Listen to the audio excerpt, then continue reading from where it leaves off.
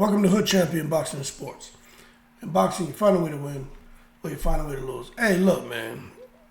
Who knows what's going to happen with Terence Crawford? I personally think Terence Crawford is going to get his shot at a minimum 3 times undisputed. Now, if this is your first time to the channel, please like and subscribe.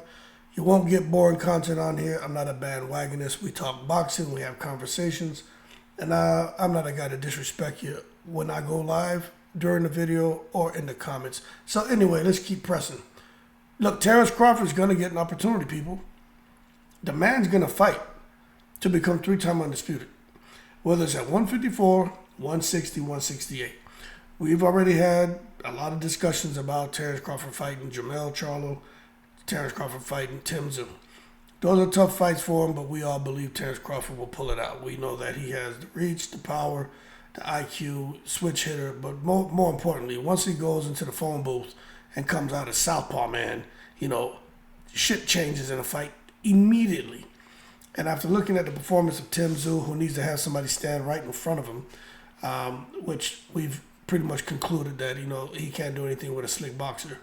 Watching Canelo with his heavy feet, you know what I mean? Although Canelo cuts the ring off very good, he's powerful, and he's been at this for quite some time, dealing with different styles. What Canelo does, he does well. It works for him, and whenever he gets in the ring with an opponent, he touches him. Normally, the fight changes. But we've kind of broke that down and said, Crawford, hey, he styles make fights, and he can't just count him out. But what we haven't really talked much about is the 160-pound weight division, because why would he go to 160 and fight when he has an opportunity for undisputed at 154 and 168?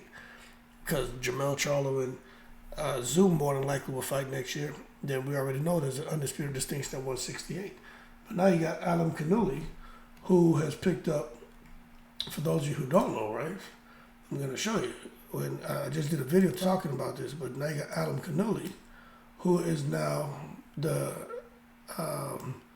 WBO and IBF champion. Okay?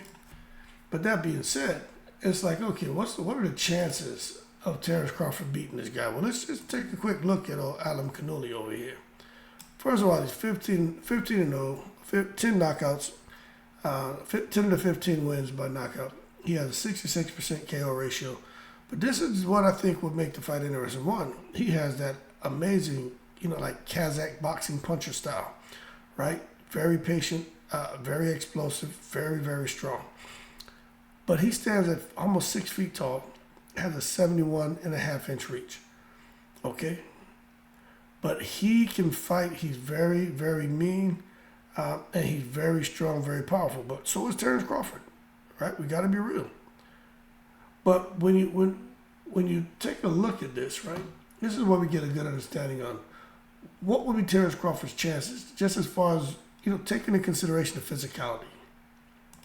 When you take a look at Terence Crawford, we already know his record, right? This man running around here almost 78% KO ratio.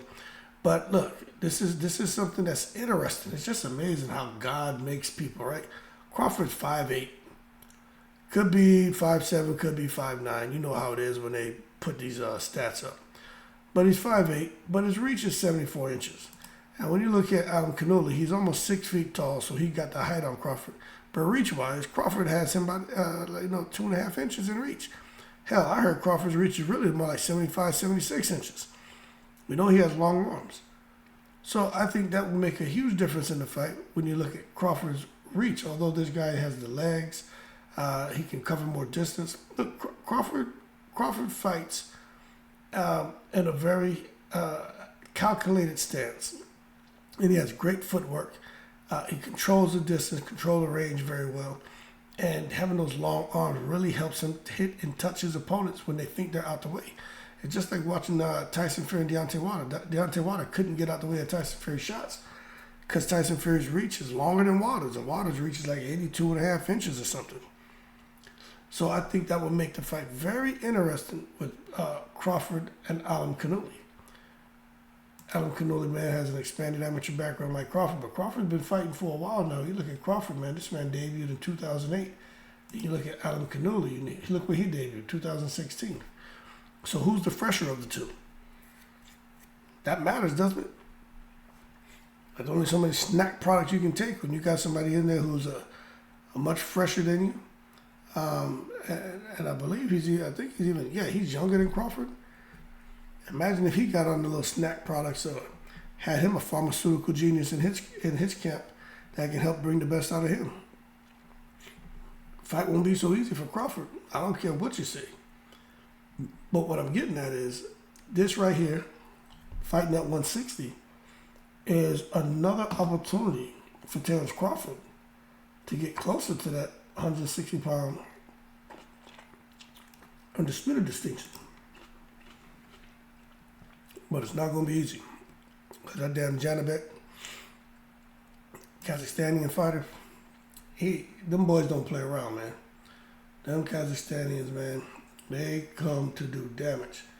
And when you just take a look at the fact that Demetrius Andrade had an opportunity to fight Janibek at 160, and he turned it down. A lot of people felt that he was scared. He says he just couldn't make the weight anymore, and he wanted to bubble up to 168. We all know he's chasing Canelo. But he wanted bigger fights for bigger money. I understand if he turned down $1 million or something like that. But it looks like he's going to make more money against David Benavidez. But bottom line is, much of the public feel that this guy, Alimkhanuly, that fighters are afraid to fight him. Because when he gets in the ring, whenever he touches a fighter, the fight changes. Just like when Crawford touches a fighter, the fight changes. So what happened to two fighters who touch the opponent in the ring and the opponent's behavior changes? What happened when they get in the ring with each other? I'm going to tell you what happens.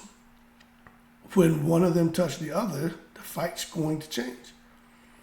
Even if Alimkhanuly touches Terence Crawford, he ain't going to like it. Okay? Simple. Just like if Crawford touches Alimkhanuly probably isn't going to like it. But something about them Kazakhstanian fighters, man, them dudes built a little different. It's like that damn Triple G. I don't care what no one says. But you never seen Triple G really hurt. You see him hit with some shots. Like that man get hit with a brick.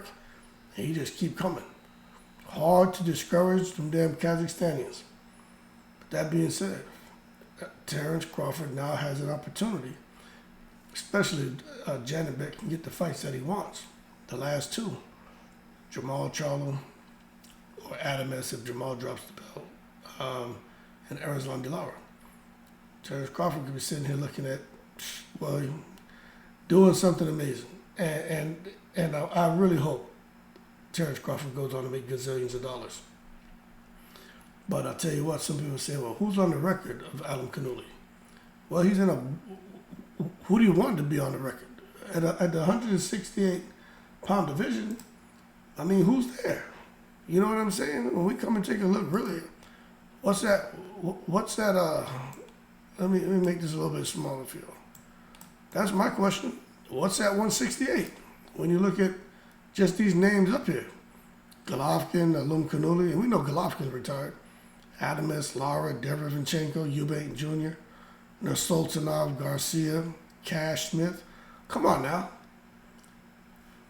We know Golovkin, he ain't fighting his boy Alimkhanuly.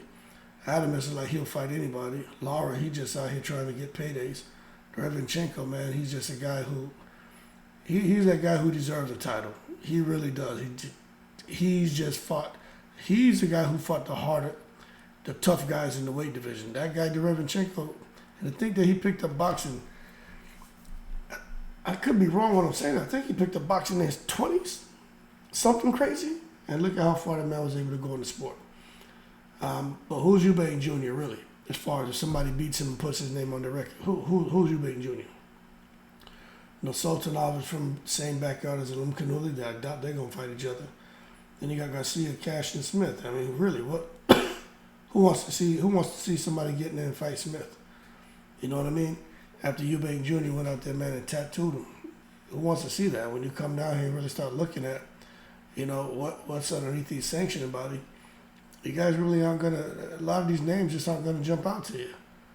I mean, the fact that Shane Mosley Jr. is ranked number 8 in the WBO, number 10 in the IBF, number 7 in the WBC, and he's ranked number 10 in the WBA. That tells you a lot that you need to know. Don't get me wrong, I like Shane Mosley Jr. But Shane Mosley Jr., matter of fact, you see those rankings? 8, 10, 7, and 10, right? 8, 10, 7, and 10, right? Come down here to 147. Let's see who's ranked 8. Okay, this guy Giasov. And 7, Rashidi Ellis. 10 is Alexis Rocha for the IBF. Then you come over here, Vanessian 7. 10 is Alexis Rocha. Then back over here, Jamal James, Cody Crowley. So when I call up those names at those positions across at 147, we know those names. But when you start talking about those names up at 160, you really don't know those names.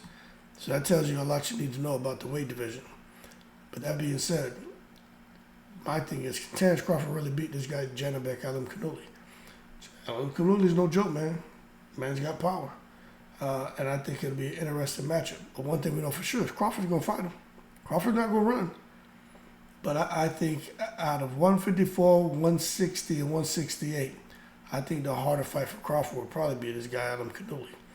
And I'm just being honest with you. But then again, Alimkhanuly's never faced anybody like Terence Crawford. Crawford's a guy who can fight at 160 with no problem. He'd probably be stronger, faster, I don't know. We saw what happened when Jamel Charlo bubbled up to 168, 2 weight divisions. That'll be 2 weight divisions for Terence Crawford, bubbling up to 160. But we just have to wait and see. A lot of people feel Jamel Charlo just went up there to get the paycheck. That's why he looked so hydrated in the fight. He didn't look in shape. We know Terence Crawford, he's going to be in shape, and he'll probably come in there looking in shape and not just hydrated at 160.